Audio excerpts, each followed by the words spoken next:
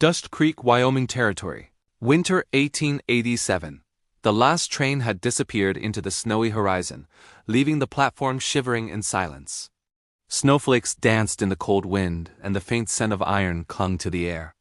On the frost-covered boards stood a young woman, barely 20, clutching a small baby wrapped in a threadbare blanket. Her coat was too thin, her hands trembling more from the weight of fear than the cold. She had no name. Not anymore. Evelyn Hart, daughter of the respected Reverend Hart, had been stripped of the life she once knew, her name a memory burned away by shame and loss. Now she was simply lost. A ticket clerk stepped from the small station office, rubbing gloved hands against one another. "Ma'am," he called over the wind, "I need your name for the station book." She looked down at the baby, its small fists curling against her chest. I have no name," she whispered, the words bitter on her tongue. The clerk frowned but did not press further. The wind howled, whipping the snow across the empty tracks.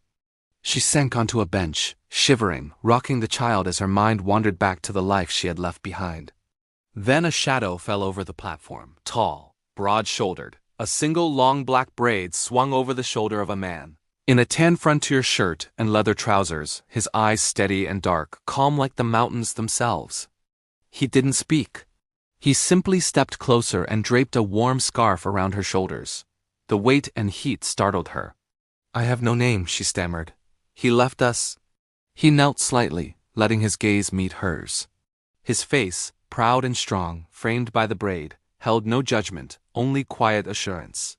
And then, his voice, low but unwavering, carried across the wind. "You do now." For a long moment, they simply stared. The baby whimpered, then quieted in the presence of the stranger's calm. Hesitant but trusting, she took his extended hand. The cold that had bit into her bones seemed to soften. He led her and her baby away from the station and into the snow, each step deliberate, protective. Together, they reached a small wooden shelter lit by lantern light, the scent of hay and firewood greeting them.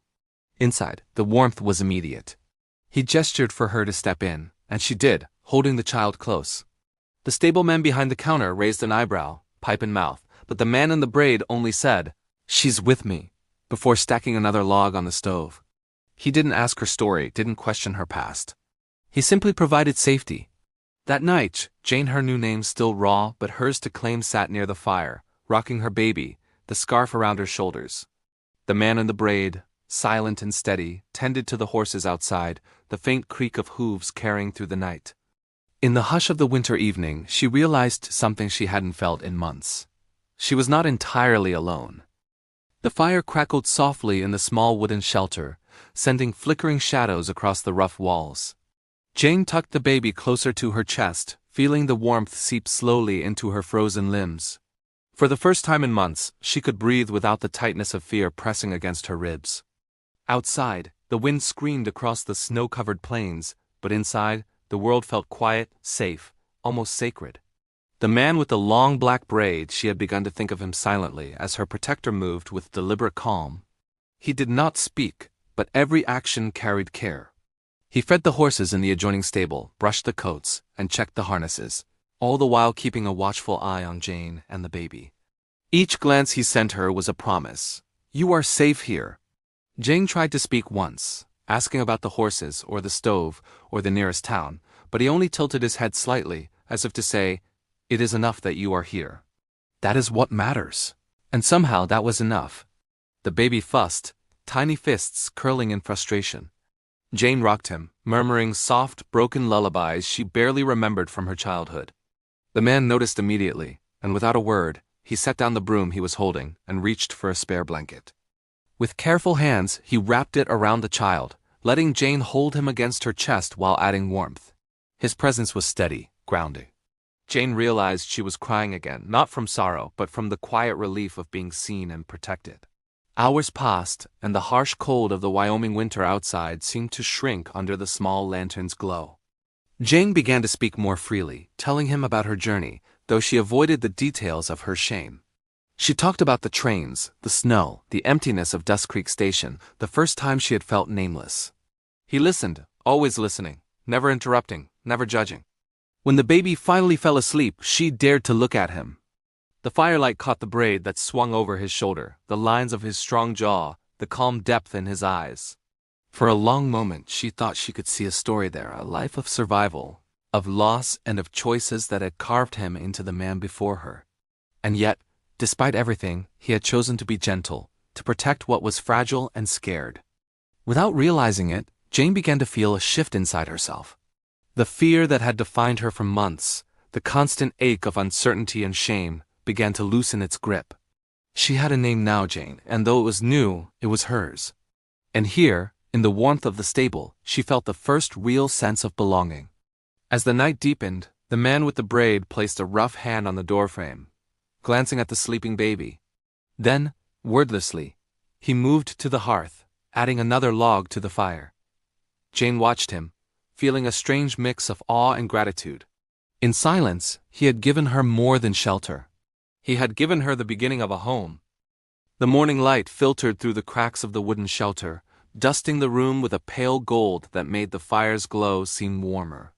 Jane stirred, the baby still sleeping peacefully against her chest. She took a moment to breathe, feeling the weight of the night's quiet safety. Outside, the wind had softened, leaving the snow smooth and untouched, like a blank page waiting to be written upon. The man with the long black braid was already moving among the horses. Jane watched him from the doorway, noting how naturally he handled the animals, speaking softly in a language she didn't know, but instinctively understood.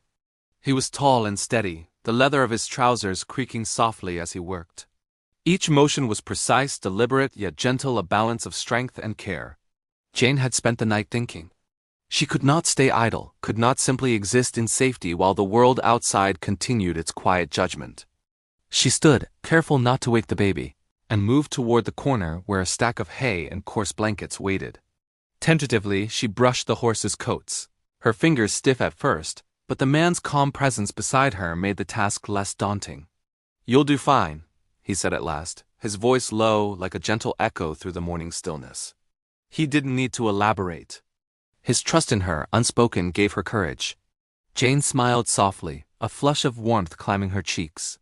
The baby stirred, and she adjusted the blanket around him, feeling a strange but comforting rhythm settle into her chest. The day passed in quiet work. Jane chopped wood for the fire, swept the floor, and even attempted a small loaf of bread over the stove, laughing quietly when it came out harder than she expected. The man watched, leaning against the doorframe, his long braids shifting over his shoulder. He said nothing, but the slight upturn of his mouth was approval enough. By midday, Jane had learned small gestures that spoke louder than words. A bucket of water set by the horses, a blanket tucked closer to the baby, a bowl of oats left beside the fire. Each act of care was noticed, and each notice deepened the quiet bond between them. Jane began to understand a truth she hadn't dared consider before. She could belong here. She could be more than a nameless mother surviving winter. That evening, snow began to fall again, thick and soft. Jane rocked the baby by the hearth, humming a tune she remembered from long ago, and for a moment, the world outside the shelter did not exist. The man with the braid moved silently behind her, stacking firewood, then crouching briefly to check the baby's blanket, his fingers brushing gently against her shoulder. She felt a surge of gratitude and something warmer, a tentative spark of trust that had never been possible before. As night fell, the wind carrying a soft howl across the plains, Jane realized she was no longer the same girl who had arrived at Dust Creek Station. She had a name now, Jane. She had a home, however humble.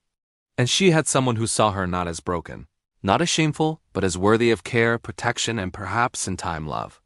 Outside, the man with the braid leaned against the stable door, scanning the horizon. Silent, vigilant, steadfast. Jane's heart swelled with a quiet certainty. Together, they would weather this winter and whatever else lay beyond, not as strangers, but as a family slowly being forged in snow, firelight, and silent trust. Winter's grip had begun to loosen, but the plains still held their wild, unpredictable moods. Jane had risen before dawn, the baby snug in his blanket, and prepared the fire while the man with the long black braid saddled the horses for their morning chores. The sky was streaked with gray, clouds heavy with the promise of snow, but Jane did not hesitate. She had learned that mornings were for movement, for establishing rhythm, for quietly claiming a piece of life that was her own. By midday, the first flakes began to fall, gentle at first, then thickening with startling speed. Jane was stacking firewood outside when the wind shifted, biting through the layers she had so carefully wrapped around herself. The horses stamped nervously, their breath steaming in the cold air. Jane froze, recognizing the telltale signs of a sudden winter storm. Without a word, the man with the braid moved to her side. He was taller than she remembered in the morning light, his presence solid, like a living wall against the chaos of wind and snow. "Inside," he said quietly, but firmly. Jane dropped the wood she held and followed him, baby in arms. His hands brushed hers as he guided her toward the shelter, the warmth of his body cutting through the chill. Once inside, the storm roared against the roof, snow piling against the doors, but the fire crackled steadily in the hearth. Jane wrapped the baby closer, her fingers trembling not from cold but from relief. She looked at the man, seeing him as she had never dared before, not just strong, not just protective, but profoundly attentive, a quiet force against the world's cruelty. Hours passed in the glow of the fire. Jane watched as he moved about the shelter with precision, stacking wood, checking the horses' water, adjusting blankets, each action measured, deliberate, protective. The baby stirred, and Jane offered him a soft lullaby. The man's eyes softened as he leaned slightly closer, ensuring the little one was warm, safe, and calm. It was in these moments, as the storm raged beyond the walls, that Jane realized the depth of the trust forming between them. She had no words for it yet, only the quiet certainty that she belonged here, in the warmth of the shelter, under the watch of the man with the long braid who had chosen to stay. When the storm finally began to ease, Jane stepped outside, feeling the crunch of snow beneath her boots. The sky was pale, the wind tired and soft. The man stood beside her, silent, hair braided, eyes scanning the horizon. Together, they led the horses back to the stable, the baby safe in her arms. Later that evening, as the fire dwindled to glowing embers, Jane sat close to him, the baby asleep between them. She finally allowed herself a smile, small but genuine. The man glanced at her, eyes steady and calm, and for the first time Jane did not feel the weight of shame or fear pressing against her. Here, in the glow of the fire, she felt whole. The storm had passed, leaving the world quiet and pristine, and Jane knew that whatever challenges lay ahead, they would face them together. Not as strangers, not as fleeting companions, but as a family slowly, beautifully, and deliberately formed. The thaw had begun, softening the frozen plains into a patchwork of slush and budding grass. Jane rose before dawn, the baby still sleeping in his cradle beside the hearth. She wrapped him carefully in blankets, her fingers brushing over his warm cheek as she whispered a soft greeting. The man with the long black braid was already outside, tending the horses, his silhouette dark against the pale morning light. Jane felt a flutter of nervous excitement. Today she would step beyond the shelter. The first tentative journey into town just for supplies, but to her it felt like stepping into a whole new world. The hero, silent and steady, walked beside her, guiding the baby in her arms. His leather trousers creaked softly with each step, the braid swinging behind him like a rope of shadows. He did not speak, yet his presence carried the certainty that they would return safely. The town of Dust Creek appeared ahead, modest but alive. Smoke curled from chimneys, and the faint clang of tools on wood reached their ears.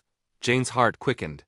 People passed, some glancing at her with curiosity, others with subtle judgment, and she tightened her grip on the baby. Yet she felt the man's strength beside her, and the fear softened. She could walk here, she could belong. Their first stop was the small mercantile. Jane had rehearsed what she needed to say: flour, sugar, a few candles, and some fabric for the baby. As she stepped forward, a group of boys jeered from the street, mocking her accent, her clothes, her child. Jane froze, cheeks burning. Her instincts wanted to retreat, to hide the baby and flee. But the strong native man with the braid moved forward, a quiet force of authority. He didn't shout or strike fear with words. He simply stepped in front of her, shoulders squared, braids swinging with the motion. The boys faltered under his calm intensity, the weight of his gaze like a physical barrier. One whispered, "Who's he?" And the others fell silent, retreating down the street. Jane's heart pounded, a mix of awe and relief. Inside the mercantile, Jane finally relaxed. She selected the items carefully, stacking them with trembling hands. The man placed a reassuring hand briefly on her shoulder, a gesture more powerful than words. When she looked at him, she saw a warmth in his eyes that mirrored the fire back at the shelter. Trust, protection, and care he had given her, all three without a single spoken word. On the walk back, Jane marveled at how different the world seemed when she was not hiding. The snow had melted into soft paths, the sun reflected off the creek in gentle glimmers. The baby cooed in her arms, reaching for her braid, and she laughed softly. The man with the braid caught her glance, and a small, approving nod was his only reply. By the time they returned to the shelter, Jane felt a new sense of confidence blooming in her chest. She had faced the outside world and found it less frightening than expected. She had taken the first real step toward building a life not defined by shame or fear. And through it all, the hero with the long braid had remained her steadfast protector, silent but unwavering. That night, as the fire crackled and the baby slept, Jane realized she had begun to feel something she hadn't in months: hope. A fragile, glowing hope that their small family, born in snow and silence, could survive and even thrive in a world that had once seemed determined to reject them. Spring had begun to color the plains with muted greens, tiny buds pushing through the thawed earth, and Jane felt a stir of courage she hadn't known in months. The days at the shelter had brought rhythm and comfort, yet she knew that building a life required more than warmth and quiet safety. She had to step into the world beyond their small home, into the town, and face the whispers of judgment that lingered like shadows. That morning, Jane wrapped the baby tightly, the small bundle resting against her chest. She chose a simple dress, clean but modest, and stepped outside. The native man with the long black braid was already tending the horses, his movements precise and practiced. His leather trousers creaked softly, braids swinging behind him, the tan frontier shirt dusted lightly with snow remnants. He glanced up, his eyes meeting hers, and gave a small nod, the kind of silent permission that carried the weight of trust and encouragement. Jane's goal today was the local post office, where she hoped to send a letter to the distant family she had left behind, a gesture of closure and independence. The walk through Dust Creek felt different now. She was no longer simply hiding from the world but moving through it with intention. The baby cooed, stretching tiny arms, and Jane smiled, feeling a protective warmth radiate through her chest. Halfway to the post office, a man blocked her path, a burly, skeptical townsman with a stern gaze. "Ain't often I see a woman wandering alone with a child," he said, voice edged with suspicion. Jane's heart fluttered, but she held it steady. She remembered the man with the braid beside her, the calm strength he always exuded, and drew courage from it. "I'm delivering a letter," she said softly but firmly. "I'll be on my way." The man's eyes narrowed, but before he could respond, the hero stepped forward, silent as the wind, yet radiating authority. His braid shifted over his shoulder, hands resting lightly on his hips, posture unyielding. He didn't speak. He didn't need to. The townsman took a step back, sensing the quiet force beside Jane, and muttered something under his breath before leaving. Jane's chest lifted, her hands tightening instinctively around the baby, feeling both relief and a spark of pride. At the post office, Jane carefully wrote the address, sealed the letter, and handed it over. It was a small act, but one that felt monumental. She had navigated judgment, fear, and uncertainty, and emerged capable, confident, and independent. When she stepped back outside, the hero's eyes met hers once more. No words were exchanged, but in his steady gaze Jane understood. He trusted her. He believed in her. The walk back to the shelter felt lighter, the snow melting beneath their boots, the baby humming contentedly against her chest. Jane's laughter mingled with the wind, a sound she hadn't dared to let out in months. She realized then that independence didn't mean facing the world alone. It meant knowing that someone strong and steady would be there if she needed them. A presence that encouraged growth without stifling choice. By evening, as the fire crackled and the baby slept peacefully, Jane reflected on the day. She had faced doubt and emerged with confidence. And the man with the braid, silent yet unwavering, had shown her that love, protection, and independence could coexist. For the first time, Jane felt the thrill of belonging not just to a home or a man, but to herself and to the life they were building together. The warm glow of spring stretched across Dust Creek, softening the frost-lined hills and bringing life back to the long-dormant town. Jane rose early. The baby nestled against her chest and felt a quiet determination hum beneath her ribs. Today, she would step further into the community, her world beyond the shelter, and face it not as a girl marked by shame, but as a mother, a partner, and a woman forging her own path. The native man with the long black braid was already in the barn, feeding the horses, the tan frontier shirt dusted with morning hay, leather trousers creaking as he moved. His braid swung freely over his shoulder, catching the early sun. He looked up, meeting Jane's gaze with that familiar steady calm that had become her anchor. No words were exchanged, yet Jane understood the silent encouragement. Move forward, and I will be beside you. Their first stop was the town square, where a few townsfolk had gathered to repair the small wooden bridge that crossed the creek. The structure was vital.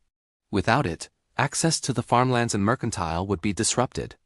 Jane approached hesitantly, the baby swaddled against her chest, but the hero's presence emboldened her. People paused, glancing at the man with the braid, then at the small figure of Jane holding her child. Murmurs rippled, a mix of curiosity and disbelief. A grizzled man with sun-weathered skin approached, nodding at the baby. "You're the woman with the little one, eh?" His voice held no mockery, only measured curiosity. Jane gave a small nod. "Yes, sir. I thought I could help with the bridge today." The man blinked, surprised, then nodded toward the pile of lumber. "If you're willing, that would be welcome." Jane felt a shiver of pride. For the first time, she wasn't hiding. She was participating, contributing. She set the baby safely in a sling against her chest, adjusted her bonnet, and began lifting planks. The man with the braid worked silently beside her, moving with effortless strength, guiding her when necessary, but never taking over. As the day wore on, laughter and chatter mingled with the clang of hammers and the creak of timbers. Jane found herself sharing smiles with the townsfolk, answering questions about the baby, exchanging nods of acknowledgement. The hero's presence offered a quiet shield. His strength and stature alone seemed to demand respect, but it was his patience, his restraint, that truly commanded it. By evening, the bridge was repaired, sturdy and true. The townsfolk stepped back, admiring the work, and Jane felt a warmth blooming in her chest. She had been seen not just as a woman with a past, or a girl abandoned, but as someone capable, resilient, and belonging. The baby stirred in her arms, and Jane whispered softly, brushing a strand of hair from his forehead.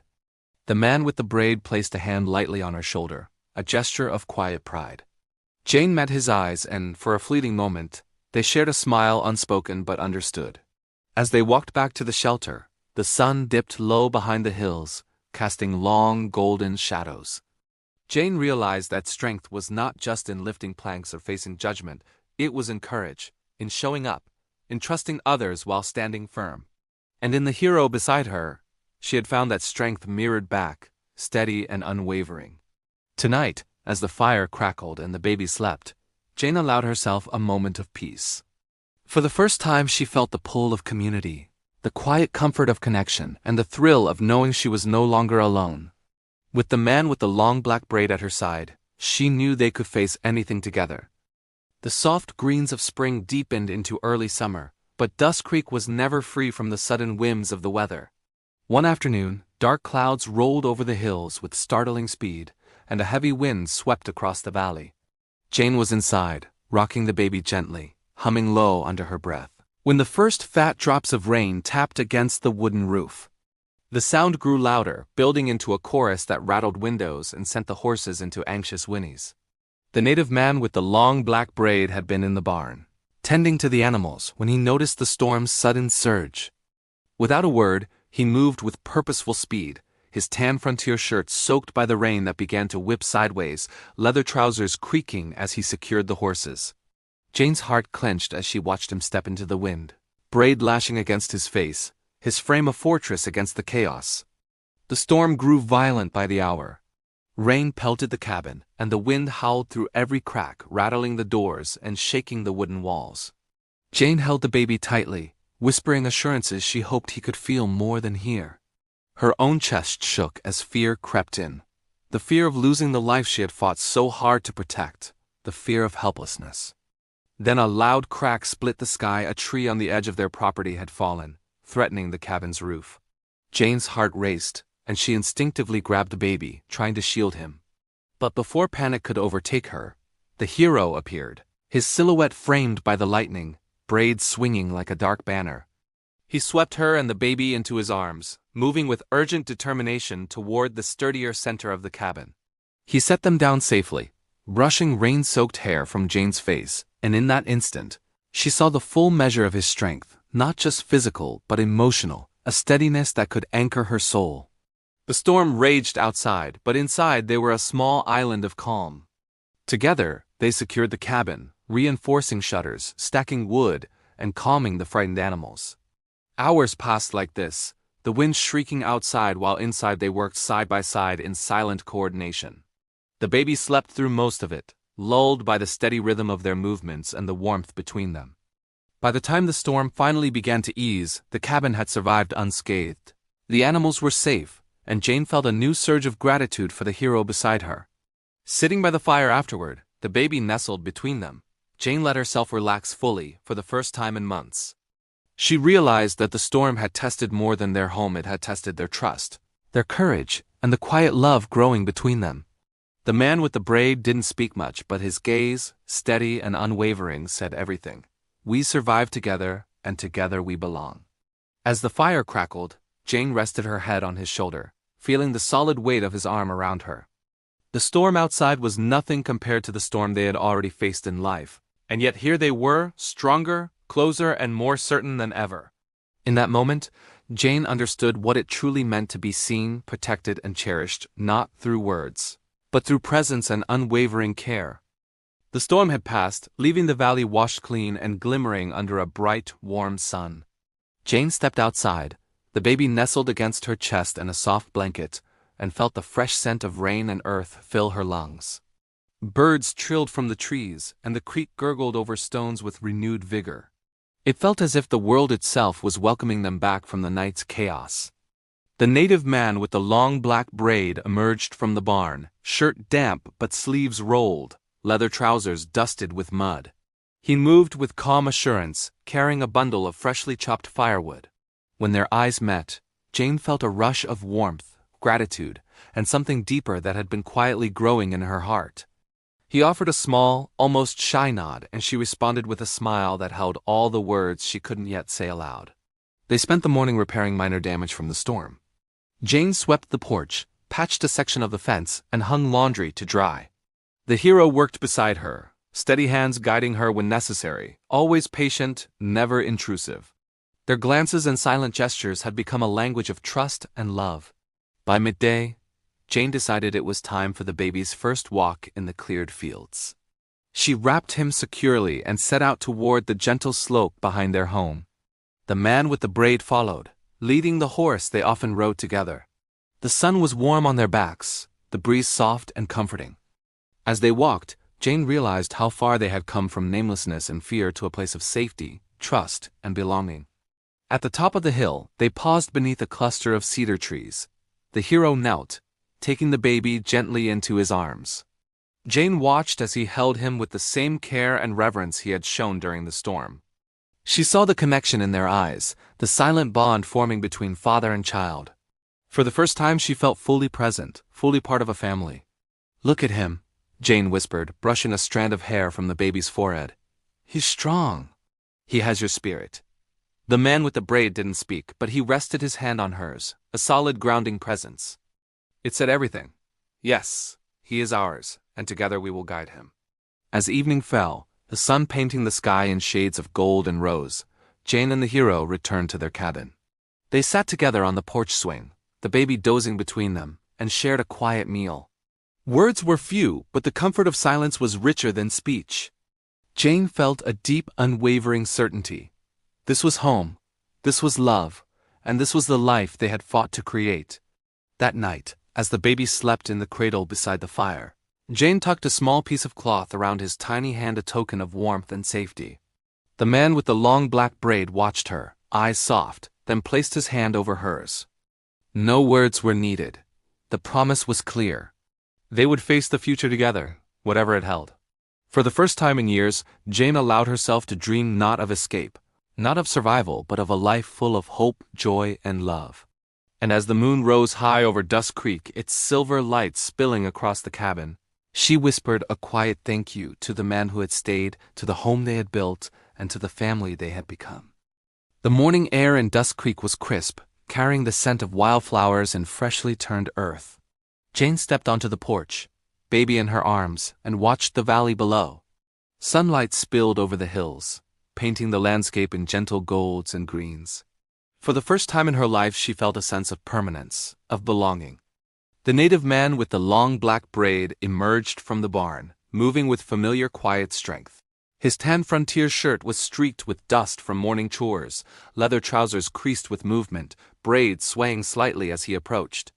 When his eyes met Jane's, a subtle smile touched his lips, the kind that spoke of shared struggles, trust, and an unspoken promise. "Morning," she said softly, brushing a hand along the baby's back. He nodded, resting a hand gently on the cradle of her arm. No words were needed. Their bond spoke louder than any language. The baby stirred, tiny fingers curling around Jane's thumb, and she smiled, feeling the full circle of love and protection surrounding them. They spent the day preparing the cabin and grounds for the weeks ahead. Jane hung fresh curtains, set the table with simple care, and cleaned the hearth while he repaired a fence and tended to the horses. Their movements were effortless together, a rhythm born of trust and shared purpose. Every glance and gesture carried meaning, silent, patient, and full of affection. In the afternoon, Jane took the baby for a walk along the creek. Water sparkled over stones, birds sang from the trees, and the hero followed behind, vigilant but unobtrusive.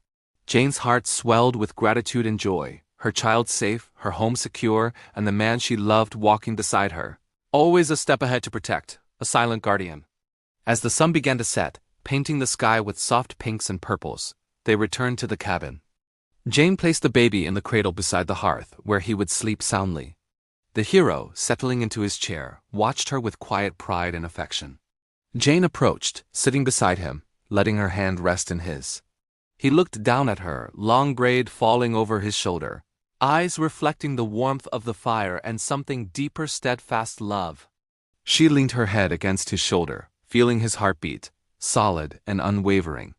"Thank you," she whispered, her voice barely audible. "For staying. For everything." He didn't speak. He only squeezed her hand gently, the gesture saying everything she needed to hear. The baby stirred and reached out with tiny fingers, connecting them both in a circle of life and love. The evening deepened, and a calm settled over Dust Creek. Jane gazed out the window at the valley, bathed in twilight, feeling the weight of the past lift from her shoulders.